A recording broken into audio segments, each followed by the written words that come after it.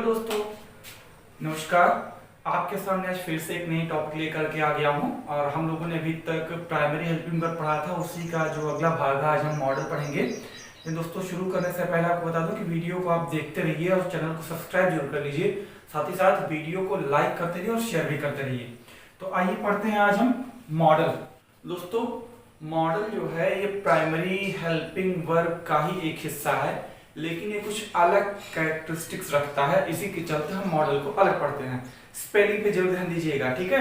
Model और model दो चीजें हैं, हमको ये पढ़ना है, ये नहीं पढ़ना है।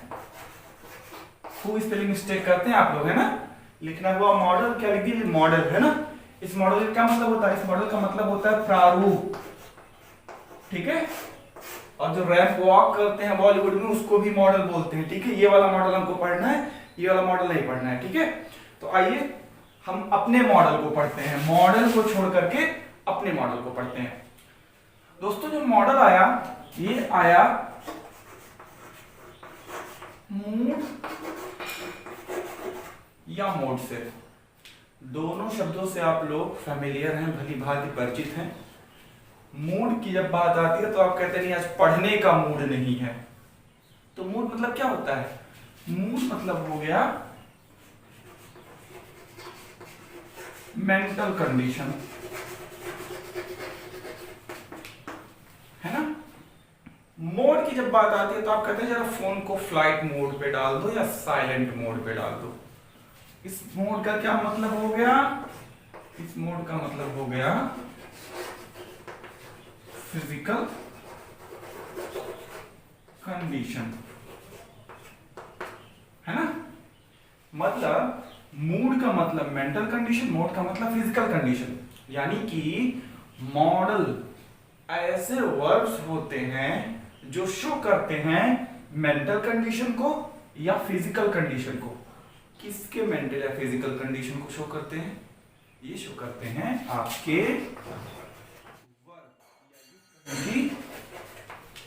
मेन वर्ब के मेंटल या फिजिकल कंडीशन को, ठीक है। ये बहुत ही स्पेशल कैरेक्टरिस्टिक्स रखते हैं अपने अंदर, और जब इनको हम पढ़ते हैं तो बहुत ही कीन ऑब्जर्वेशन करना पड़ता है हमें कि इसको कैसे पढ़ना है, कैसे याद रखना है। अभी आगे हम देखेंगे कितनी कॉम्प्लिकेशंस आने वाली हैं। और आइए शुरू करते हैं। लेकिन उसके जो हमारे प्राइमरी हेल्पिंग वर्ब्स होते हैं ये उनसे किस प्रकार से अलग है, आइए जरा देखते हैं।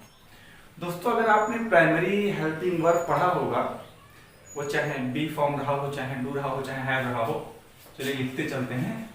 वो चाहे बी रहा हो, चाहे हैव रहा हो, या फिर जो है आपका डू रहा हो, या अगर मेन वर्ब की ही बात कर लेते हैं तो आप लोगों को मैंने बताया होगा बी फॉर्म में 5 हेल्पिंग वर्ब होते हैं, इज, एम, आर, वॉज, वर, है ना।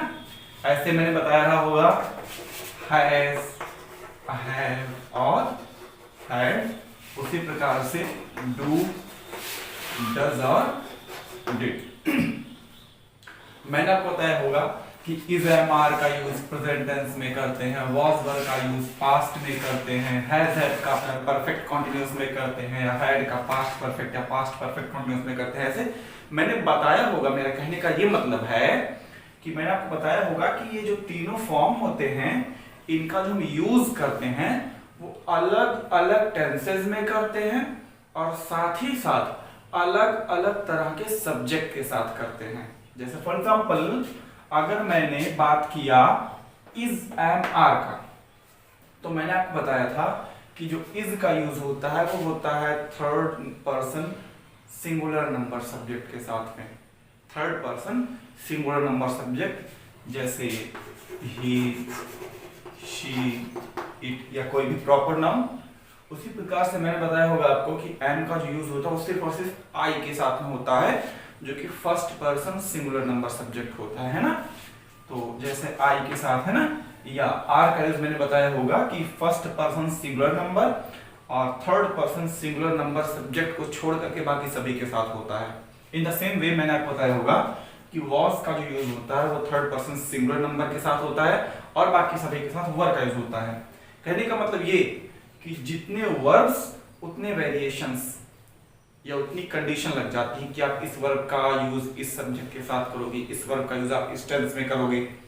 मैं चाह कर भी इज एम आर का यूज पास्ट टेंस में नहीं कर सकता या वॉज वर्ब का यूज मैं प्रेजेंट टेंस में नहीं कर सकता। उसी प्रकार से अगर हम मेन वर्ब की बात कर लेते हैं तो जैसे मैंने कहा टाक, अब टाक का हम पास्ट पार्टिसिपल भी बना सकते हैं। टाक का हो गया टॉक्ड, हम इसका प्रेजेंट पार्टिसिपल भी बना सकते हैं। क्या हो गया टॉक का? टॉकिंग, है ना। आपने देखे कि ये सारे के सारे आपके प्राइमरी हेल्पिंग वर्ब, ठीक है, प्राइमरी हेल्पिंग वर्ब और साथ ही साथ आपके मेन वर्ब, इनके साथ ढेर सारी कंडीशन होती है। लेकिन ये जो हमारा मॉडल होता है इसके साथ कोई कंडीशन नहीं होती है। इसका सिर्फ एक काम होता है, वो होता है मेन वर्ब के मूड या मोड को एक्सप्रेस करना, बाकी कुछ नहीं। ना तो इसको टेंस से मतलब है, ना ही इसको सब्जेक्ट के नंबर पर्सन से मतलब है, और ना ही किसी अन्य चीज से मतलब है। ठीक है, तो मैं आपको समझा रहा हूं, आगे ये कुछ मैं पॉइंट्स बताता हूं कि किस प्रकार से मॉडल जो है वो आपके प्राइमरी वर्ब से डिफर होते हैं। जैसे अगर हम इनमें से किसी को भी उठा लें, किसी एक वर्ब को उठा ले, चाहे मैंने इज एम आर में से किसी को उठा लिया, हैज में से, सपोज इट मैंने हैव को ले लिया, मैंने लिख दिया आई हैव अ कार, ये मैंने सेंटेंस लिखा। अगर आप इस सेंटेंस को देख रहे हैं तो देखिए हैव का यूज अकेले हुआ है, मींस कि हैव के साथ में कोई भी अदर वर्ब नहीं आया।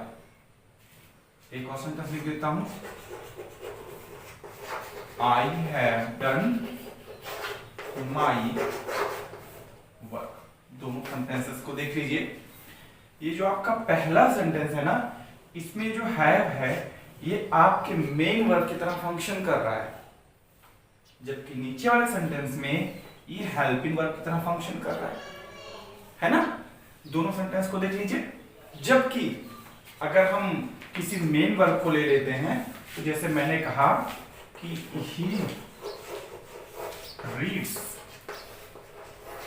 अ बुक या आई रीड अ बुक, यहां पे भी देख लीजिए कि रीड्स आया है और रीड आया है। कब कब आया है? जब हमारा subject third person singular number था तब वर्ब आया अपने सिंगुलर फॉर्म में एस या ईएस के साथ में। क्यों?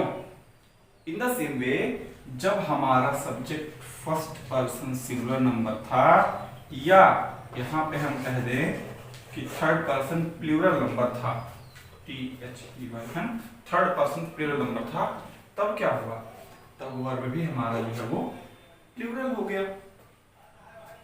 लेकिन मॉडल का जो होता है इनसे भी कोई लेना देना नहीं होता है। एग्जाम्पल के लिए आइए मैं कुछ सेंटेंसेस लिख देता हूं कि किस प्रकार से मॉडल जो है वो हमारे प्राइमरी हेल्पिंग वर्ब से या हमारे मेन वर्ब से डिफर होते हैं। जिस प्रकार से जो हमारे प्राइमरी हेल्पिंग वर्ब होते हैं वो हमेशा टेंस के लिए रिस्पॉन्सिबल होते हैं, मतलब कि जैसे जैसे हेल्पिंग वर्ब बदलते गए टेंस जो है वो बदलता चला गया। लेकिन जो हमारे मॉडल होते हैं इनका टेंस से कोई लेना देना नहीं होता। आइए जरा देखते हैं। जैसे मैंने कहा कि ही इज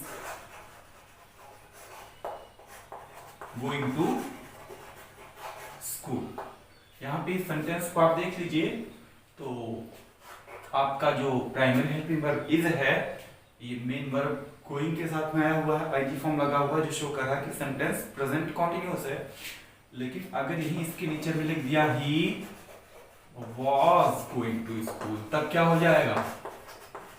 तो देखिए जरा कि जहां पे इज आ करके हमको ये बता रहा था कि हमारा सेंटेंस प्रेजेंट कॉन्टिन्यूअस है, यहाँ पे जब वॉज आ गया तब क्या बता रहा है कि जो हमारा सेंटेंस है वो पास्ट कॉन्टिन्यूअस है। इसी प्रकार से हमने देखा कि इज जो है वो ही के साथ में आ करके ये शो कर रहा है कि जो हमारा सब्जेक्ट है वो थर्ड पर्सन सिंगुलर नंबर है। लेकिन अगर हमने ये लिख दिया कि they are going to school, तो देखेंगे सेंटेंस आपका प्रेजेंट कॉन्टिन्यूअस ही है, लेकिन जैसे सब्जेक्ट बदला तुरंत हमारा हेल्पिंग वर्ब भी बदल गया। तो आपने यहां से दो चीज देखा कि पहला कि जैसे जैसे हेल्पिंग वर्ब बदल रहा है वैसे वैसे सेंटेंस का टेंस भी बदल रहा है। लेकिन जो मॉडल होते हैं इनका सेंटेंस के टेंस से कोई लेना देना नहीं होता, ये सेंटेंस के टेंस को ही नहीं शो करते हैं, आप ये जान लीजिए। ठीक है, जैसे मैंने कहा कि he can go to school, वह विद्यालय जा सकता है। कब जा सकता है कोई पता नहीं है, जबकि यहां पर he is going to school. अगर इन दोनों सेंटेंसेस को देखें पहले वाले को, तो वह विद्यालय जा रहा है, मतलब कि जब सेंटेंस को लिखा गया तो उस समय जो वर्क था वो प्रोसेस में था, एक्शन था जो प्रोसेस में था। यहाँ पे तो शुरू ही नहीं हुआ है, अब कब शुरू होगा कोई पता नहीं है। दूसरे सेंटेंस में क्या पता चल रहा है कि सेंटेंस जो है आपका कार्य हो रहा था लेकिन अब नहीं हो रहा है। यहाँ पे कब तक होगा, कब शुरू होगा, कब खत्म होगा, हमको कोई जानकारी नहीं है। तीसरे सेंटेंस से देखते हैं, जब हमारा सब्जेक्ट बदला तो हमारा वर्ब भी बदल गया, सब्जेक्ट और वर्ब एग्रीमेंट के रूल के अकॉर्डिंग। लेकिन अगर मैंने यहां पे लिख दिया they can go to school, देख लीजिए क्या कोई चेंज आपको मिल रहा है? नहीं मिल रहा है। तो ये शो करता है कि जो हमारे मॉडल्स होते हैं उनका सब्जेक्ट के नंबर और पर्सन से भी कोई लेना देना नहीं होता। जिस प्रकार के सेंटेंस के टेंस से कोई लेना देना नहीं होता, उसी प्रकार के सेंटेंस के नंबर पर्सन से भी कोई लेना देना नहीं होता है। इतनी चीज क्लियर हुई? आइए जरा एक और देखते हैं। जैसे मैंने लिख दिया कभी कि ही इज अ टीचर, है ना। अब यहाँ पे देखेंगे जो आपका हेल्पिंग वर्ब था ये यहाँ पे मेन वर्ब की तरह यूज हो रहा है, जिसको लिंकिंग वर्ब कहेंगे। यानी कि इस सेंटेंस में कोई भी मेन वर्ब नहीं आया, कोई भी एक्शन नहीं शो हो रहा है। मॉडल की क्या खासियत होती है? इनकी खासियत होती है कि ये कभी अकेले नहीं आ सकते, जब भी आएंगे तब भी किसी ना किसी मेन वर्ब के साथ में ही आएंगे। जैसे अगर आप ये लिखना चाहें कि ही कैन बुक, सेंटेंस का कोई अर्थ निकल रहा है? नहीं, कोई भी अर्थ सेंटेंस का नहीं निकल रहा है। इनफैक्ट सेंटेंस है ही नहीं तो अर्थ क्या निकलेगा। लेकिन अगर ये कहें कि he can read this book, अब देखिए सेंटेंस का अर्थ निकल रहा है। और देखिए कैन अगर आया तो अपने साथ एक ना एक मेन वर्ब जरूर लेकर के आया है। ठीक है, ओवरऑल जो मैं आपको समझाना चाह रहा हूं, ये समझाना चाह रहा हूं कि जो मॉडल होते हैं, मॉडल का सब्जेक्ट के नंबर पर्सन से कोई मतलब नहीं होता, टेंस से कोई मतलब नहीं होता। ये कभी भी सेंटेंस में अकेले नहीं आ सकते, ये जब भी आएंगे तब भी ये किसी ना किसी मेन वर्ब के साथ में आएंगे। इस चीज को ध्यान देना बहुत जरूरी है ना। तो ये सारे के सारे ऐसे पॉइंट्स थे जो मॉडल को अलग करते हैं आपके प्राइमरी ऑक्सिलरी से, आपके प्राइमरी हेल्पिंग वर्ब से। ठीक है, इतनी चीज क्लियर है। अब आइए देखते हैं कि मॉडल होते कितने हैं। मैंने आपको पहले बता दिया है कि मॉडल ऐसे वर्ब्स होते हैं, ऐसे हेल्पिंग वर्ब्स होते हैं जो मेन वर्ब के मूड या मोड को शो करते हैं। तो आइए जरा देखते हैं कि मॉडल कितने होते हैं। आपके जो टोटल मॉडल्स की जो संख्या होती है वो टोटल 13 होती है, जिसमें से 10 जो आपके होती हैं वो प्योर मॉडल्स होते हैं और 3 जो आपके होते हैं वो सेमी मॉडल्स होते हैं। सेमी मॉडल क्यों कहा जाता है, जब मैं पढ़ाऊंगा तो आगे एक्सप्लेन करता हूं मैं। आइए सबसे पहले मॉडल को देख लेते हैं। तो सबसे पहले जो मॉडल आता है वो आता है कैन, कुड, मे,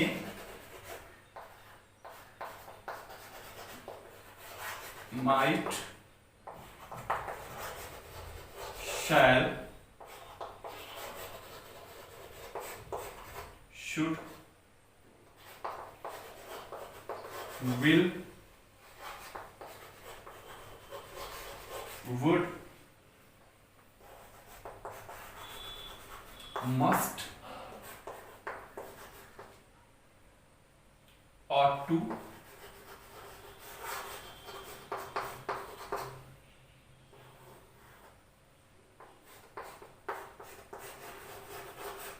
need,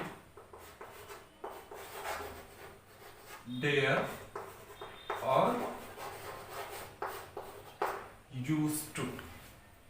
ये टोटल आपके 13 मॉडल होते हैं, जिसमें से जो 3 आपके लास्ट में जो होते हैं इनको हम सेमी मॉडल बोलते हैं।